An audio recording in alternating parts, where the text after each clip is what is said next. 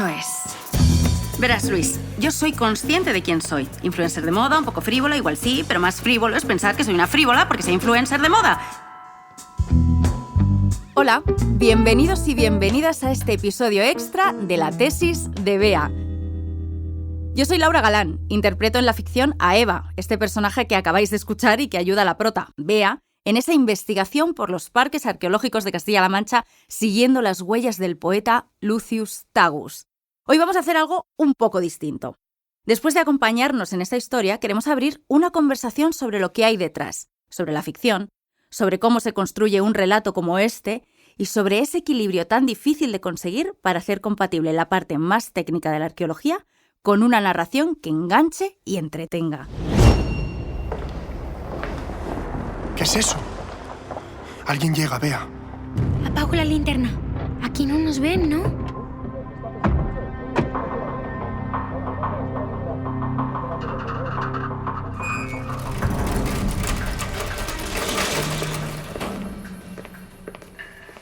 En primer lugar, queremos reconocer a la Viceconsejería de Cultura y Deportes de la Junta de Comunidades de Castilla-La Mancha, desde donde surge la iniciativa de esta serie de ficción sonora, financiada por los fondos europeos del Plan de Recuperación, Transformación y Resiliencia.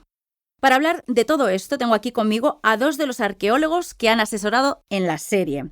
Patricia Evia, arqueóloga y jefa de Servicio de Patrimonio y Arqueología de la Consejería de Educación, Cultura y Deportes de Castilla-La Mancha. Y Antonio Gómez Laguna, también arqueólogo y parte del equipo de Patrimonio y Arqueología. Hola Laura, ¿qué tal? Hola. Hola, encantado de estar aquí con vosotros. Igualmente. Y también tengo por aquí al director del podcast, Álvaro de Cózar. Hola, muy buenas. Muy buenas. Bueno, ya. Hasta aquí las presentaciones.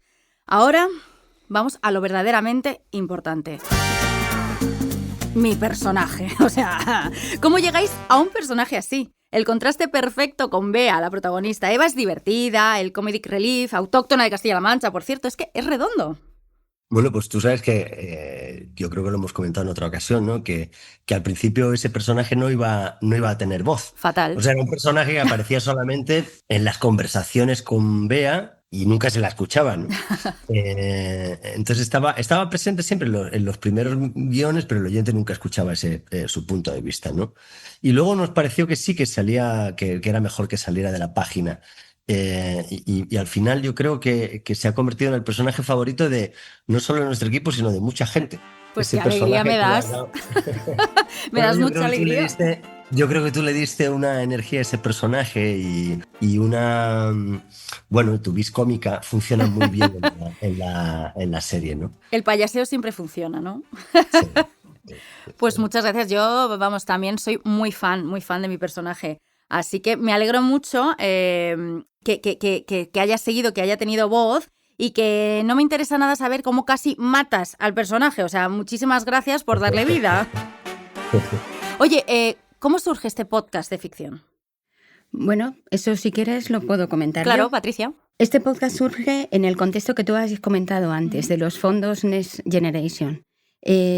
Forma parte de un proyecto mucho más amplio. Está dentro de una actuación de difusión y nos parecía perfecto que un podcast de ficción arqueológica pudiera subirse a las ondas y que todo el mundo lo escuchara y viera ese cachito de nosotros. Queríamos dar a conocer nuestros parques arqueológicos y nos pareció fenomenal que fuera así.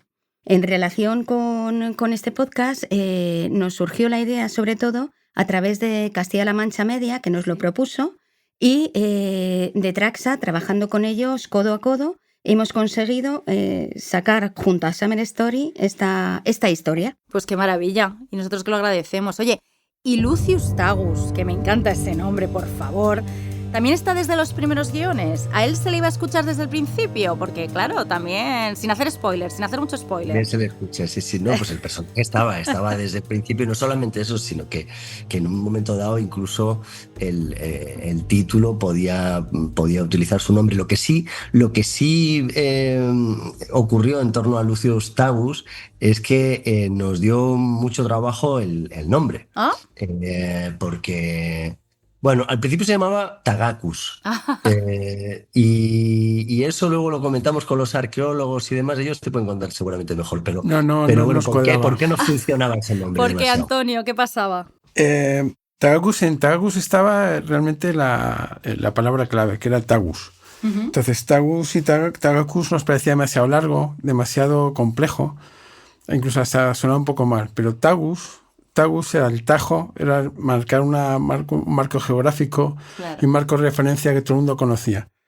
Y Lucius, por supuesto con V, o sea, nos pareció un muy buen nombre para juntar los dos. Lucius Tagus era corto, marcaba la geografía del sitio y era mucho más adecuado, nos parecía, para el personaje que estaban representando. Bueno, pero es que me parece una maravilla, yo me lo comí. O sea, me estáis diciendo que en realidad Lucius Tagus no existió. O sea, si habéis propuesto nombres y todo, ¿significa que no hay un poeta que recorrió Castilla-La Mancha en el siglo IV? Pues no. ¡Oh!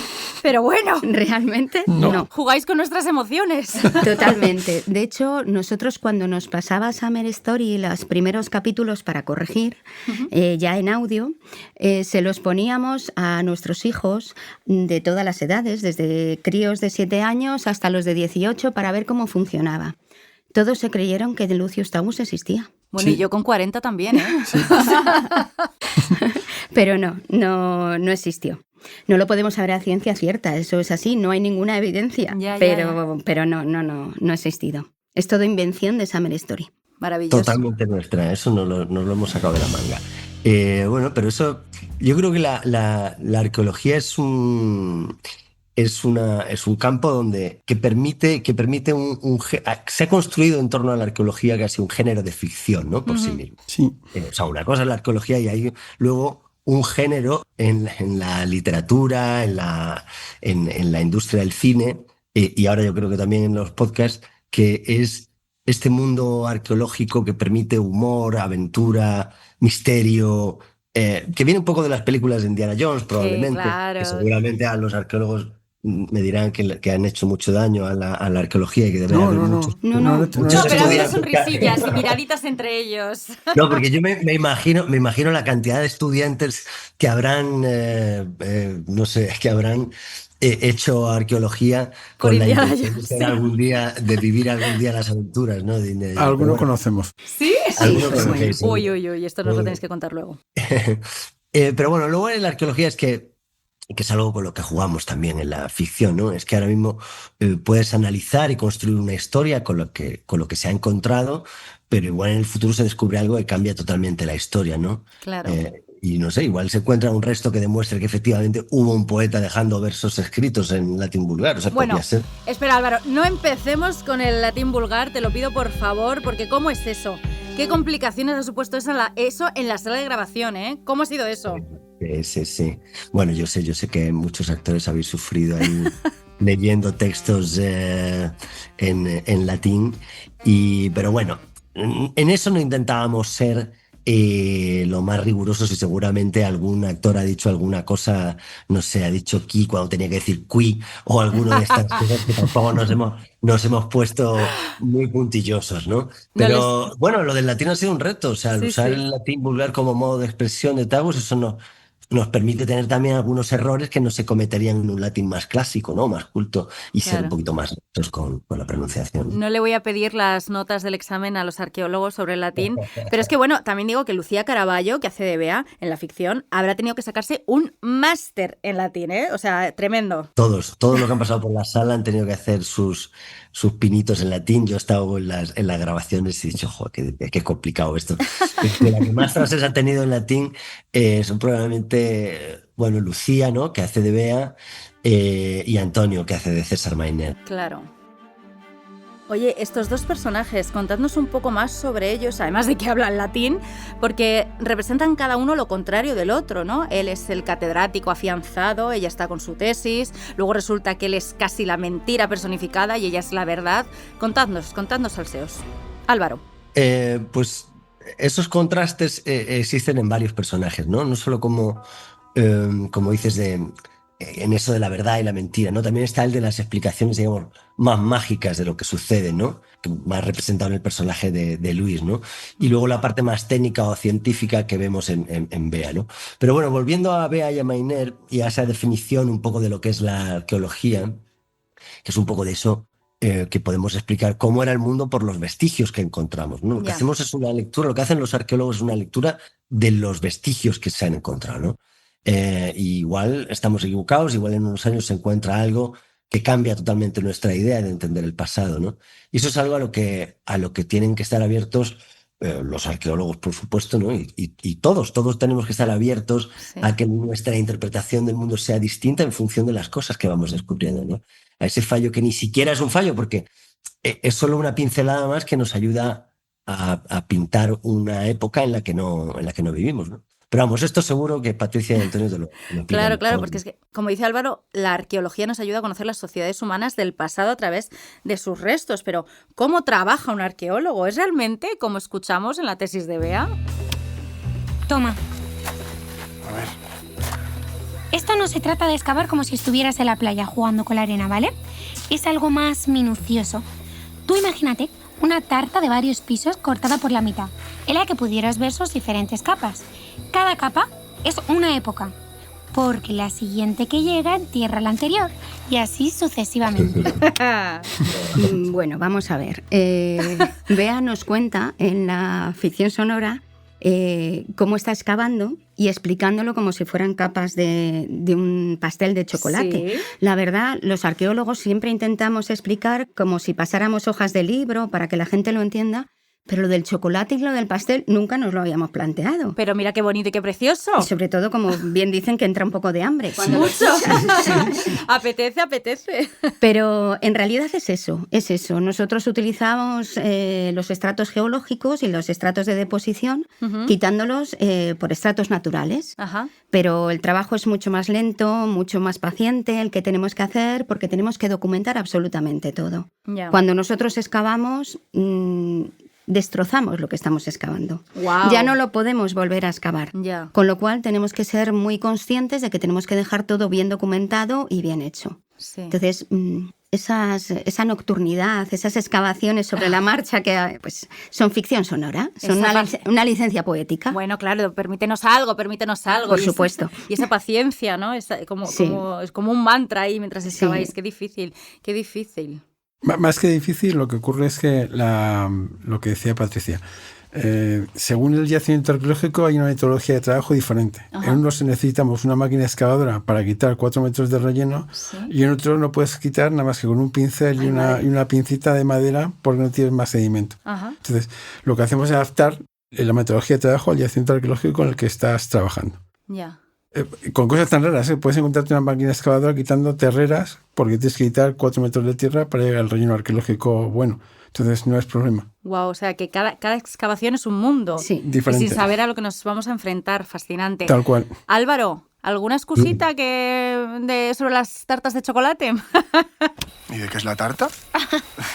De 3 chocolates, ¿no te fastidia? Venga, que solo tenemos que comprobar en qué capa de chocolate estamos. ¿Y en cuál estamos? Pues ahora lo vamos a ver. Bueno, pero lo de las tartas está bien visto porque es una forma de intentar hacer asequible pues muchos de los conceptos, de las explicaciones y demás, Claro. ¿no? Nosotros siempre les mandábamos, la verdad es que ha sido un placer trabajar con ellos, con los arqueólogos, porque, bueno, primero porque hemos aprendido nosotros mucho también, ¿no? Pero luego porque también, bueno, te daba la sensación de tener una cosa con mucho más rigor, ¿no?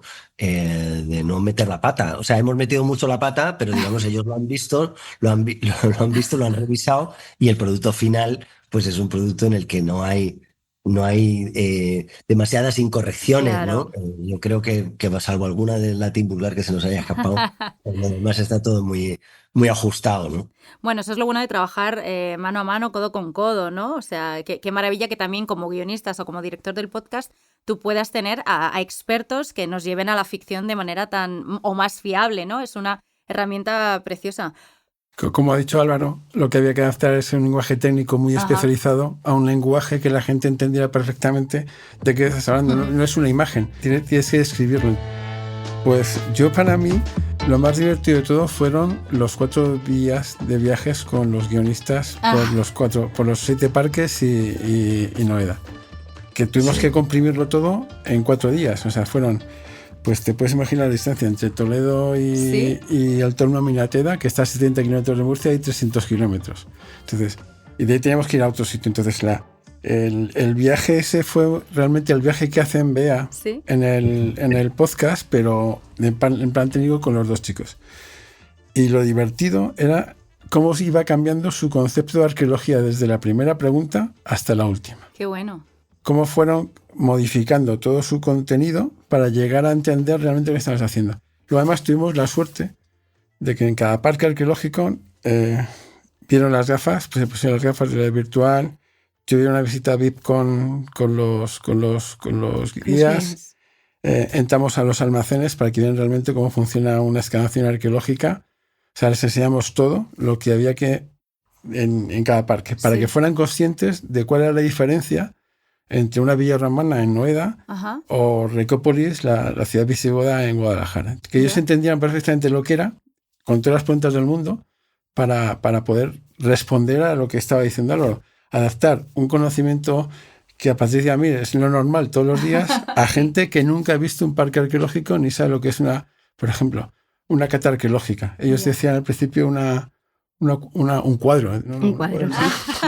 Una cata arqueológica. Entonces, eran cosas de ese tipo. Fue muy divertido porque incluso hay un parque que luego hablaremos, que es el Cerro de las Cabezas, que está al lado de la carretera Nacional 4. O sea, todo el mundo que va a Andalucía pasa por ahí. De hecho, pasa por encima del parque. ¡Ay, madre! Y me decía Antonio, dice, el otro guionista, he pasado con mis padres aquí toda la vida. No sabía lo que teníais. O sea, la frase final que se llevaban los dos es que no sabían nada de esto. Ya. Y la sorpresa total que se llevaron cuando terminamos. Madre Fue mía. genial. O sea, que es que estoy ahora mismo en shock. Ese recorrido que hacen Bea y Luis por los parques arqueológicos, lo habéis hecho con los guionistas. Es factible. O sea, y a eso no me llamáis. Ya os vale. Es decir, yo podría hacer el mismo road trip que los protagonistas. Bueno, Estás invitada, ¿eh? Estás ya invitada. te lo hemos dicho. cuidado que me monto en el coche ya mismo. Supongo que menos la parte de colarse en un parque. A ver, Dr. Jones, un poco más de atención. Si alguien nos ve por aquí a estas horas y con estas pintas, va a ser difícil dar una explicación. Pero, si hacemos las cosas bien, todo saldrá bien. Claro, seamos serios. Solo estamos en mitad de un yacimiento arqueológico de Albacete con linternas, paletines y el mapa que nos hemos encontrado en el cajón de la cómoda de un tío sospechoso. O sea, ¿qué puede salir mal? A ver, yo voy a romper una lanza a los guionistas y a Summer Story porque tampoco han sido tantos los cambios que hemos tenido que hacer. Han sido cosas pequeñitas. Ajá.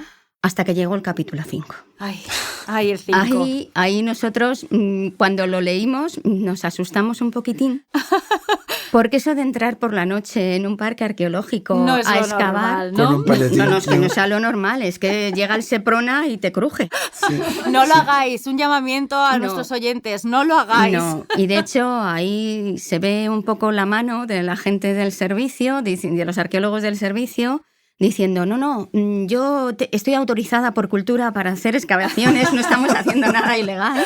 O sea que sí, ahí nos asustamos un poco, pero también comprendemos que la historia es la historia, Ajá. que es una ficción sonora y que bueno, pues que nos teníamos que adaptar también un poco nosotros a la ficción. Claro. Pero no, por favor, no se excava sin permiso de papá y mamá. No, fantasía la justa, fantasía la justa. Exacto. Eso es. Álvaro, Sí, Por- bueno, por- o sea, se adaptaron muy bien, ¿eh? O sea, quiero decir que han sido... Yo esperaba más dificultades, ¿eh? O sea, pensaba que los arqueólogos se podían poner muy pesados. Y no han sido nada pesados. Y lo Han entendido somos. perfectamente. Sí, lo somos. No, pero habéis entendido muy bien que era una ficción, que tenían que pasar determinadas cosas y demás. O sea, quiero decir que yo creo que hemos estado en la misma página, ¿no? Todo el rato. Y luego antes ha dicho Antonio, estaba hablando del Cerro de las Cabezas, que curiosamente es el parque que queda fuera de la historia. Es decir, Bea y Luis nunca van al Cerro de las Cabezas, ¿no? ¿Por qué? Por una cuestión de hacer verosímil el recorrido que habíamos planteado, ¿no? Y entonces se saltan esto, ¿no? Así que lo tenemos pendiente. lo tenemos pendiente, pero entonces es cuando yo aprovecho y digo, ¿y Cuando por qué hacemos el no Eva spin-off. en la segunda parte va ahí? Cuando hacemos el spin-off ¡Eso! Pero y con lo que decía Antonio me llama la atención eso, ¿no? Que lo que le pasó a Chimo y a Antonio, que son los guionistas de la serie. Eso de decir, pasamos por aquí, habré pasado Sí. 1000 veces, ¿no? Y no me he dado ni cuenta. Yo creo que una de las cosas que consigue la serie, o el objetivo de la serie, es de alguna forma observar aquello por lo que pasamos todos los días, ¿no? Yo creo que muchos castellanos, castellano-manchegos, que escuchen la ficción dirán, joder, ¿cómo puede ser que no haya ido yo todavía a esto, ¿no? Total. Que los tenga al lado y no haya ido a ver en los parques arqueológicos. Y es algo que nos pasa a todos, ¿no? O sea, normalmente la gente en Madrid no va al Museo del Prado, Ya.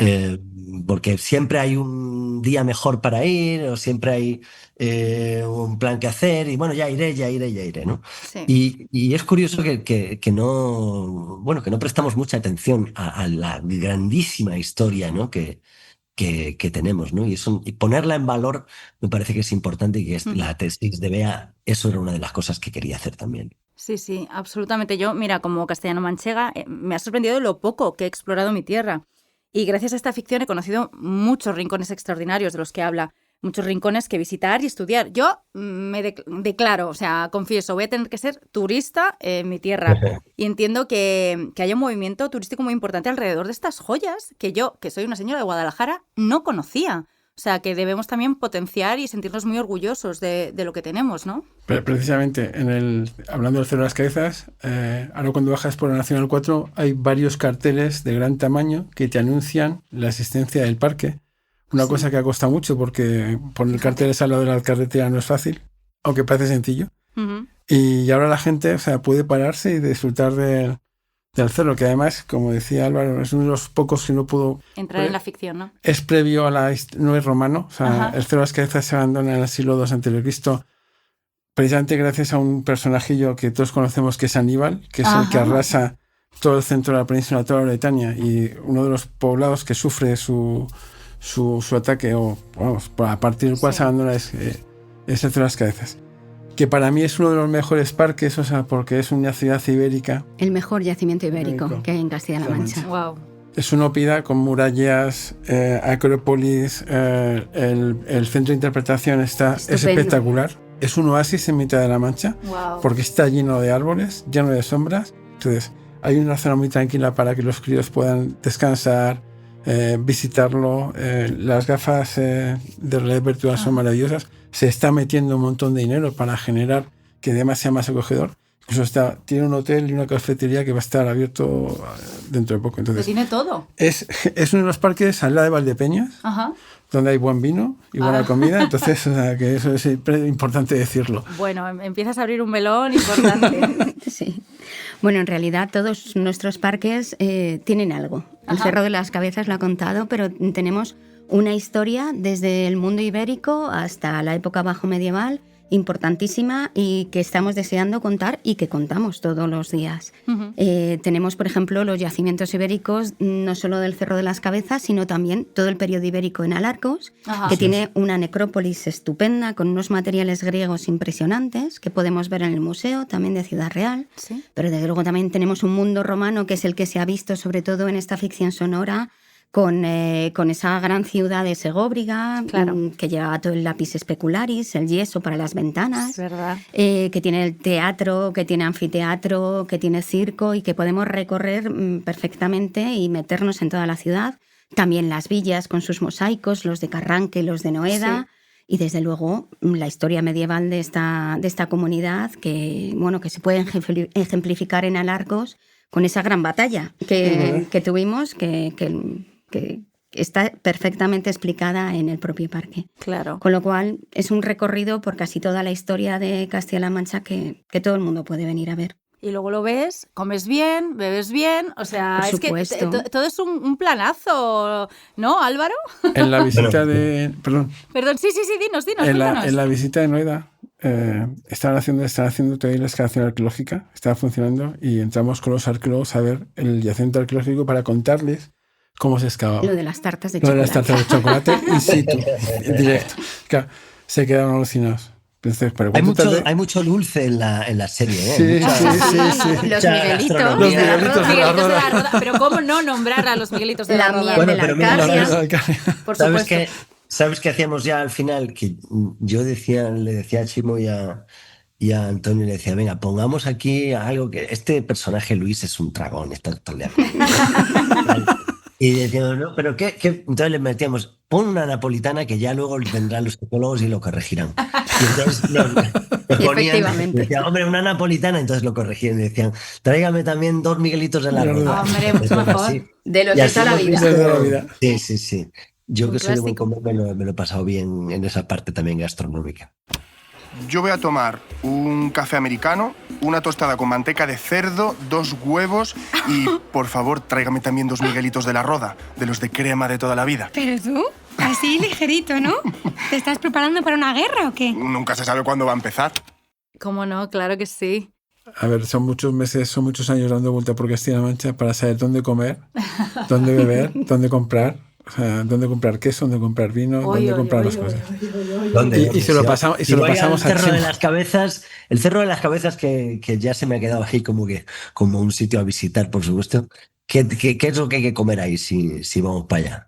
Todo lo que quieras de comida manchega. Pisto, Oh, que está buenísimo, migas, duelos y quebrantos, vamos, lo que pidas. Madre Lo que mía. pidas. Y encima con buen vino, o sea, porque tienes el mayor viñedo de Europa Claro. está ahí, con lo cual es muy fácil encontrar muy buen vino a un precio maravilloso. Pues Oye, yo- ahora que lo has dicho, Antonio, esto de duelos y quebrantos, que esto es del Quijote, lo sé Eso por es el del Quijote, Quijote. pero no lo Eso he es, visto en mi eso es. vida. ¿Qué es eso? Duelos y quebrantos es una de las citas más famosas que salen en el Quijote. Y es un revuelto de panceta, chorizo, huevo, o sea, todo muy contundente y todo muy bueno. ¡Ah! Está espectacular. Pues yo creo que espectacular. pues ya está, pues yo ya Hombre, estaría, o duelos y sea, quebrantos, sí, creo sí. que ya estamos perdiendo el tiempo, amigos y No amigas. vamos a ir con hambre. Total. Absolutamente. Y con una tarta de chocolate. Ay, por favor. Bueno, pues a ver, yo creo que ya con este melón literal que habéis casi abierto de la comida, nos vamos a despedir por hoy. Muchas gracias por acompañarnos a los arqueólogos Patricia Evia y Antonio Gómez Laguna y Álvaro de Cózar, director del podcast. Muchísimas gracias y ojalá vernos y escucharnos pronto. Y yo, Laura Galán, como actriz de La Tesis de Bea, os animo a escucharla y como castellano-manchega, os animo a visitarla. Has escuchado La Tesis de Bea, un viaje arqueológico por Castilla-La Mancha.